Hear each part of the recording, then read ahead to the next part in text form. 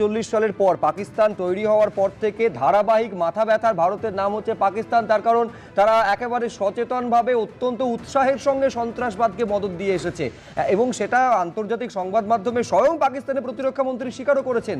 আজকে যেভাবে 3টে জঙ্গি গোষ্ঠীর ঘাঁটি গুঁড়িয়ে দিল ভারত, কোথাও মনে হচ্ছে যে পাকিস্তান থেকে এবার সমূলে সন্ত্রাসবাদকে উৎপাটন করা সম্ভব হবে?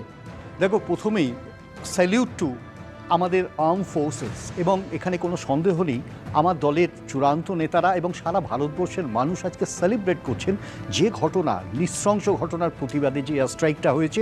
একটা জিনিস বুঝতে হবে, এখানে মোদিজির নেতৃত্বে এবং খুব স্বাভাবিক প্রতিরক্ষা মন্ত্রী বা তাদের নেতৃত্বে যে সংগঠিত হয়েছে, Congress as an opposition party তার পাশে সর্বত্রভাবে দাঁড়িয়েছে, সর্বত্র সব দলই দাঁড়িয়েছে।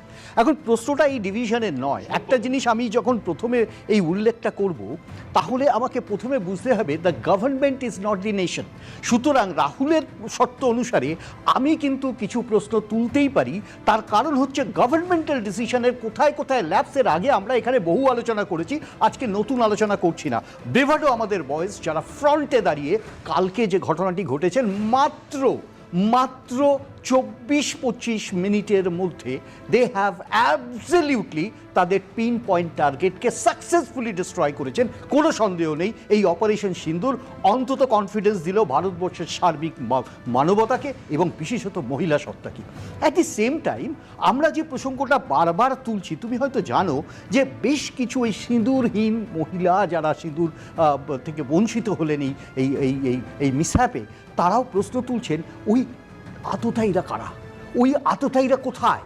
এই প্রশ্নগুলো কিন্তু মারাত্মক এবং এই প্রশ্নের মধ্যে নিহিত আছে একটা ব্যাপক ইন্টেলিজেন্স ফেলিওর।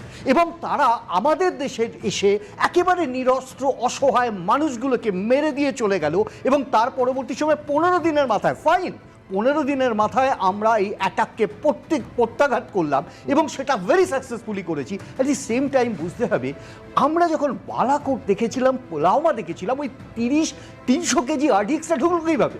কেউ কোনো উত্তর কিন্তু আজও দিতে পারেনি। 300 কেজি আরডিএক্স কীভাবে একেবারে বর্ডার ট্রেসপাস করে ঢুকে পড়লো এবং তারপরে বালাকোট হলো এবং তারপরে দেখলাম একটা নির্বাচন এলো এবং তারপরে দেখলাম একটা 56 ইঞ্চি ছাতি। প্রশ্নটা হচ্ছে কিন্তু নির্বাচনী উদ্দেশ্যে ব্যবহার করা, এই প্রশ্নগুলো উঠেছে সাধারণ মানুষের, এটা অপোজিশনের নয়। আমি তোমাকে বিশেষভাবে আজকে এই জায়গাতে দাঁড়িয়ে বলবো, আবারও বলি, government is not the nation.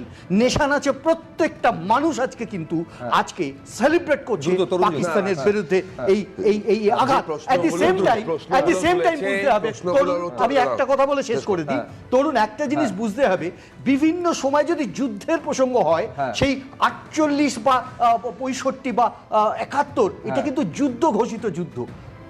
1999 কিন্তু যুদ্ধ ছিল না, এটা ছিল